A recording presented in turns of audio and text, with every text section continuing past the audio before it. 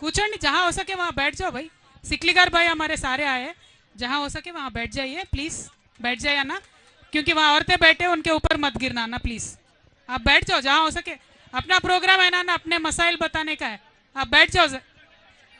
ఇవాళ ఇక్కడికి వచ్చినటువంటి మిత్రులందరికీ కూడా హృదయపూర్వకంగా నమస్కారాలు తెలియజేస్తా ఉన్నా. A very happy new year to all of you. Happy new year to all of you.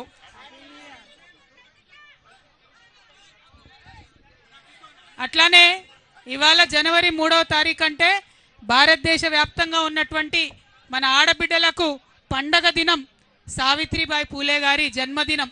మరి సావిత్రిబాయి పూలే గారి 194వ జయంతి సందర్భంగా అందరికీ కూడా హృదయపూర్వకంగా నా శుభాకాంక్షలు తెలియజేసుకుంటా ఉన్నాను.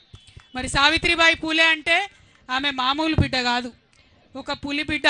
భారతదేశ వ్యాప్తంగా ఉన్నటువంటి ఆడబిడ్డలందరూ ఇవాళ చదువుకుంటున్నారంటే రోజు పొద్దున్న లేస్తే ఆమెకు దండం పెట్టుకోవాల్సినటువంటి పరిస్థితి. మరి సావిత్రిబాయి పూలే గారు తన జీవిత ప్రస్థానం మొదలుపెట్టినప్పుడు ఆమె కూడా చదువుకోలేదు, కానీ ఒక మహనీయుడిని ఆమె పెళ్లి చేసుకున్నది.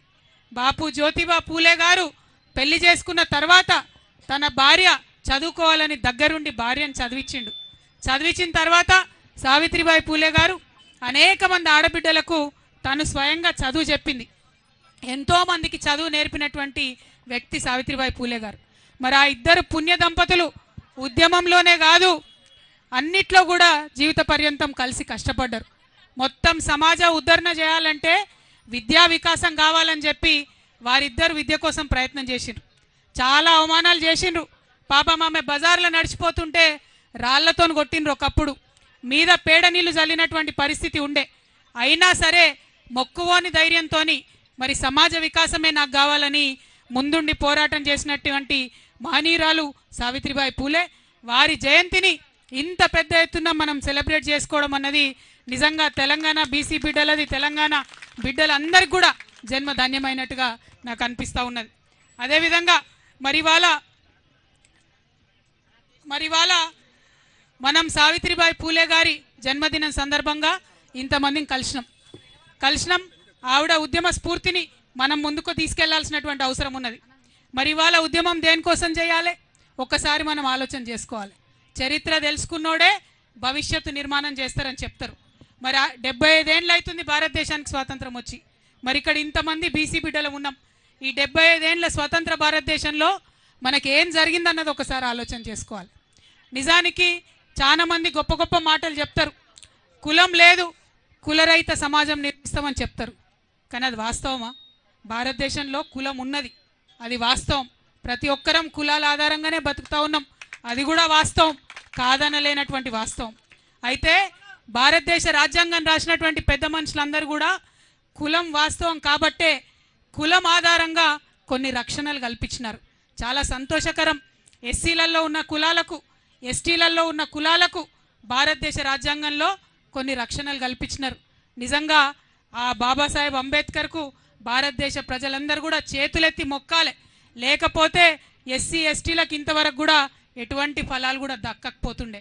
కానీ బాధాకరమైన విషయం ఏంటంటే అదే సందర్భంలో బీసీలలో ఉన్నటువంటి కులాలన్నిటికీ కూడా రాజ్యాంగంలో చేర్చి రక్షణ కల్పించుంటే బాగుండేది, కానీ అది జరగలేదు. మరి అది జరిగి ఉంటే ఇవాళ నేను బలంగా చెప్తా ఉన్నా, మన బీసీల సంఖ్యాబలంతో నేను చెప్తా ఉన్నా, ఆనాడే రాజ్యాంగంలో బీసీలకు రక్షణ దొరికి ఉంటే ఇవాళ భారతదేశం అభివృద్ధిలో అమెరికాను దాటేసి ఉండేదనేటటువంటి విషయాన్ని మనం ఈ సందర్భంగా చెప్పుకోవాల్సినటువంటి అవసరం ఉంది. కానీ జరగలేదు. జరగకపోగా తర్వాత ఉన్నటువంటి ప్రభుత్వాలు ఎంతోమంది ఉద్యమాలు చేస్తే 1953లో నెహ్రూ గారు ఆనాడు ప్రధానమంత్రి ఉన్నప్పుడు మొట్టమొదటిసారి బీసీల మీద అధ్యయనం చేయడానికి కాకా కాలేల్కర్ కమిషన్ అని చెప్పి వేయడం జరిగింది.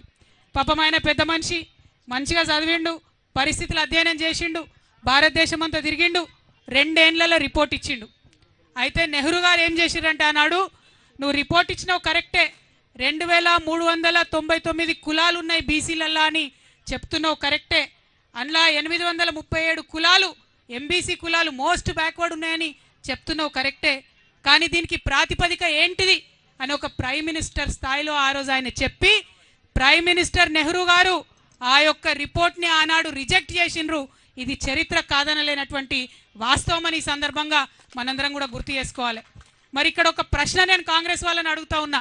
నెహ్రూ గారే కమిషన్ వేసిరి, 2 ఏళ్ళు ఆ కమిషన్ నెహ్రూ కేర్ కిందనే పనిచేసే, మరి ఏ ప్రాతిపదికన పనిచేసిందో ప్రధానమంత్రి గారికి తెలియలేదంటే, ఆ 2 ఏళ్ళు రివ్యూ చేయలేదంటే మరి ఇది కాంగ్రెస్ పార్టీ బీసీలకు చేసిన ద్రోహం కాదా అని చెప్పి నేను ఇవాళ ప్రశ్నిస్తున్నా.